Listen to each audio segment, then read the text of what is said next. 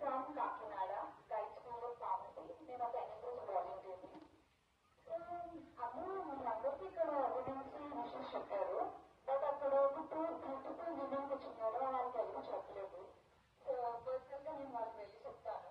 మీరు కూడా వెళ్ళి చెప్పండి. బికాస్ దే ఆర్ చాలా ఎక్స్పీరియన్స్. మీరు వాళ్ళ నుంచి లైఫ్ లెసన్స్ నేర్చుకోగలరు. అండ్ యాక్చువల్గా కాకినాడ టు ఓబుల్పూర్లో నేను చాలా లెంతీ జర్నీ. నేను చాలా ఆలోచించాను, లైక్ రావాలా వద్దా అని చెప్పి. నాకు ఒక అమ్మాయి కూడా తోడు ఉండే ముందు షుడ్ డ్రాప్. అప్పుడు I was having second thought, అసలు ఇంత దూరం, ఇంత ఎండ, అంతటు కడప అంటే ఈ ఎండలు మండిపోతాయి, రావాలా వద్దా అని చాలా ఆలోచించాను. బట్ కష్టమంతా it's really worth it because this is a lovely ఆశ్రమం. అండ్ రామకృష్ణ రెడ్డి గారు, thank you so much for the opportunity. And Tulasi ma'am, you both are real couple. ఒక పవర్ఫుల్ కపుల్ వీళ్ళు.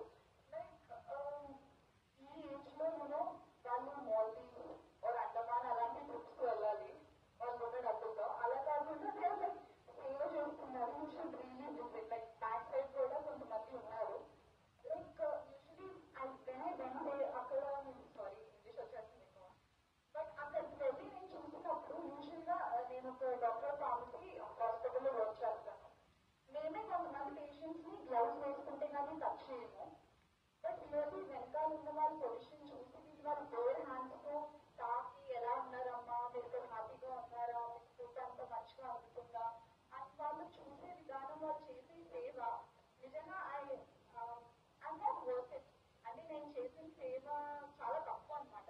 వీళ్ళ ఐ సా సమ్ వీడియోస్, వాళ్ళు చేసే సేవ వాళ్ళ ఓన్ హ్యాండ్స్ తో వాళ్ళు ఇక్కడ ఉన్న జీరియాట్రిక్ పీపుల్కి ఓన్ హ్యాండ్స్ తో బాత్ చేపిస్తారు, క్లీన్ చేపిస్తారు. They take to hospital. ఈ రోజున అసలు ఎవరు ఎంత సెక్లెస్ గా ఉంటున్నారు.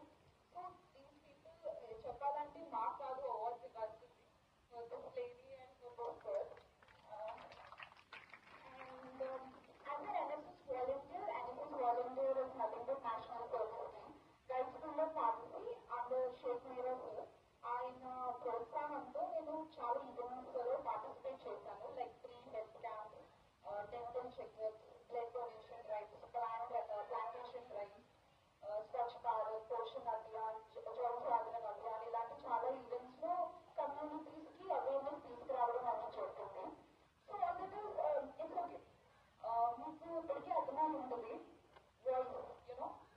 ఎవరైనా లైక్ ఏదన్నా ఉమెన్ ఆవిడ వాయిస్ ఆవిడకి అర్థమైన ప్రతి, అంటే మీకు ఒక విషయం నచ్చింది, మీరు మీ వాయిస్ ద్వారానే మీరు చెప్పగలరు. మీకు ఒక విషయం నచ్చలేదు, అది మీ వాయిస్ ద్వారానే. The only communication is your voice.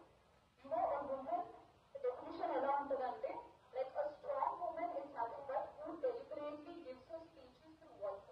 కాబట్టి మీకు ఏదన్నా అన్యాయం జరుగుతుంది సొసైటీలో అని మీకు తెలిస్తే ఖచ్చితంగా మీరు మీ గలమెత్తాలి.